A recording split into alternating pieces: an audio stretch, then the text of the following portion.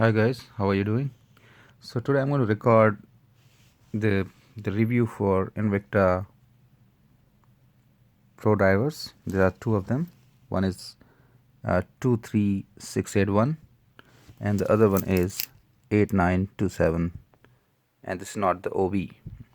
So OB actually means the original bezel, which is what this one is. You see the difference? So they have a different kind of bezel, each of them. And I'm recording this video on 4K, so you should be able to see everything very closely.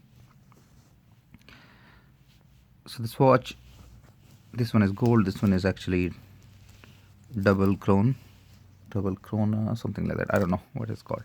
So dual colors, I would say. This is steel plus gold plated.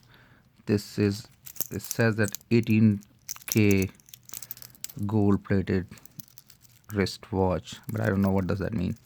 It must be steel, but it looks pretty good quality, and it's pretty heavy. On the back of the first, let's look at the front closely. So the watch, if you see, it cannot focus. Okay, yeah, now it does. It is 200-meter water resistant. It's pretty cool. And you see that oversized, I call it oversized date window. It looks like it looks very close to the Rolex Submariner, which I don't own because that's like $10,000 watch, and this is just below 100, and it will below 100 in Canadian dollars, so it's pretty cheap. Considering that these two watches are exactly the same watch, but look at the design and the colors.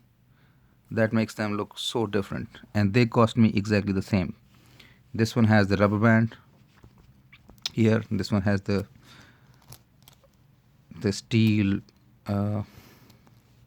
band. On the back of these watches, I don't see much difference, though. If you see, this one says, this one says it's assembled in Malaysia. It's a Japan movement, but this one does not say anything like that, nowhere. So I think this may be made in some other country, or I don't know if it is a fake watch, but I don't know that. I don't think it's a fake watch though, because it has this exact same movement inside. That's actually Seiko NH35A automatic movement. It's pretty accurate. It loses maybe maximum 5 or 6 seconds. That's the worst it can do. Rolex Submariners are like maybe 1 or 2 seconds a day. Apart from that, I think it looks pretty close to the Rolex one, and that is the negative for this one if you consider. But I'm pretty happy with that, because I can actually wear a Rolex looking watch. Still, I don't have to break my bank. But still, it's Invicta. They have engraved their Invicta name, which I don't know, it looks branded, because it doesn't look like a rip-off copy of Rolex, but it is. it actually is. What else? That's about it. Yeah, it has got a 24 jewels movement, which is, if you see the way the hand of second is moving, it moves, I think, 6 times in 1 second. And if it is 17, probably it moves twice in 1 second. And if it is 21, I think it moves 4 times in 1 second, something like that. So it looks very fluid when it's moving.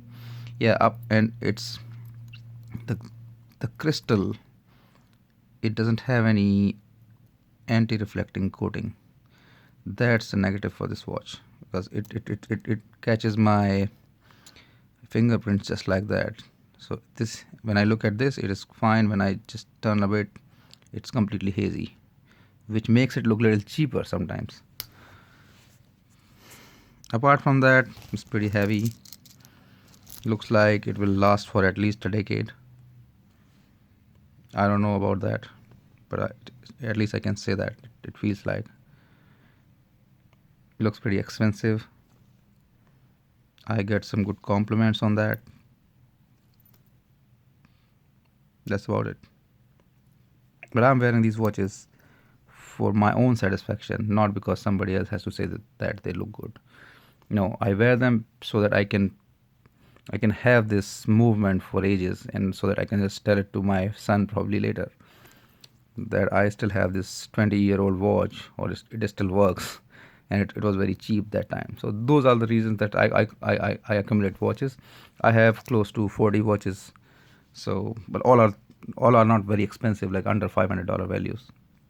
So I definitely prefer these watches over most of my watches, but it is still a fake watch. I mean, it's a rip-off copy of Rolex somewhere. Bye bye, guys.